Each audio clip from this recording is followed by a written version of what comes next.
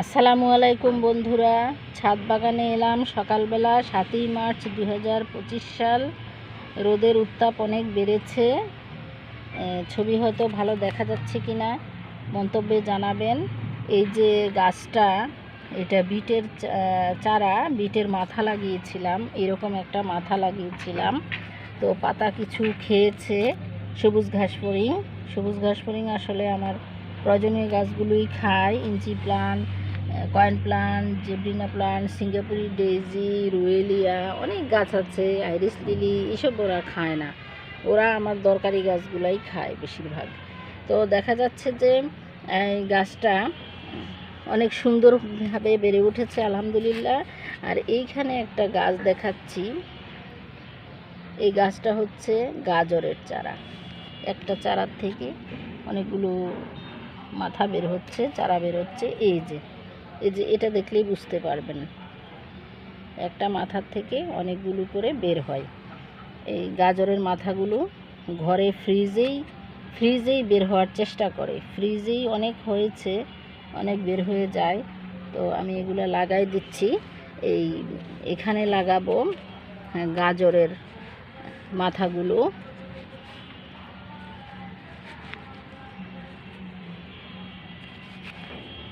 আর এই দুইটাতে লাগাবো, এই দুইটা পলি ব্যাগে লাগাবো এই দুইটা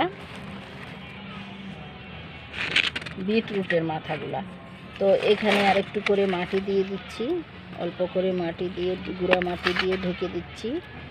আর একটু আগে আমি একটা ভিডিও করলাম এই জৈব সার, ছাদ বাগানের লতাপাতা পচা জৈব সার, তারপরে গৃহস্থালী আবর্জনার জৈব সার, তারপরে ছাই আর ডিমের খোসা চূর্ণ মিশিয়ে আমি টব রেডি করলাম। তো এইখানে ডিমের খোসা চূর্ণ দিইনি। যখন এরকম কন্দজ ফসল বা মূলজ ফসল লাগাবেন, যেমন গাজর, বিট, মূলা, আলু, তখন একটা জিনিস খেয়াল রাখবেন, একটা টিপস দিয়ে দিচ্ছি, সেটা হচ্ছে তখন বালি মিশ্রিত মাটি বা গুঁড়া মাটি দেওয়ার চেষ্টা করবেন। সেখানে যেন ইট, কংক্রিট বা ডিমের খোসা চূর্ণ না হয়। একেবারে পাউডার ডিমের খোসা হলে দিতে পারেন, কারণ ওদের বেড়ে ওঠার জন্য লাগবে, একেবারে মিহি মাটি লাগবে। দোআঁশ মাটি, বেলে দোআঁশ মাটি বালি মিশ্রিত করে দিবেন। আমার ছাদ বাগানে অবশ্য বালি এমনিই মিশে থাকে। ছাদে প্রচুর বালি তৈরি হয়, কনস্ট্রাকশন কাজের বালি আছে। বৃষ্টিতে ধুয়ে গাছের লতাপাতা পচার সাথে মিশে যেয়ে, শ্যাওলা ইত্যাদি মিশে যেয়ে এমনি সার তৈরি করে ফেলে। তো এইভাবে দিয়ে দিবেন। অবশ্যই দোআঁশ, বেলে দোআঁশ মাটি, গুঁড়া মাটি, এগুলো মূলজ ফসলের জন্য ভালো। তো বন্ধুরা, এই যে দেখালাম, গাছের আপডেট দিব আশা করি ইনশাল্লাহ। এগুলো হবে আশা করি, দোয়া রাখবেন। তো সবাই ভালো থাকুন।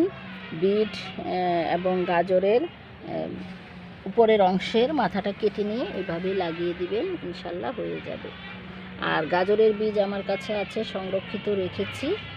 তো এইটা যেহেতু প্রতিদিনই এখন রোজা চলছে, ইফতারির সময় খাই গাজর, সেগুলোকে সংরক্ষণ করি। বিট প্রতিদিন খাচ্ছি, রেখে দিই, সেগুলোকে এনে এভাবে লাগিয়ে দিই। তো আপনারাও লাগান, গাছের সাথেই থাকুন, পরিবেশের সাথেই থাকুন। আল্লাহ হাফিজ।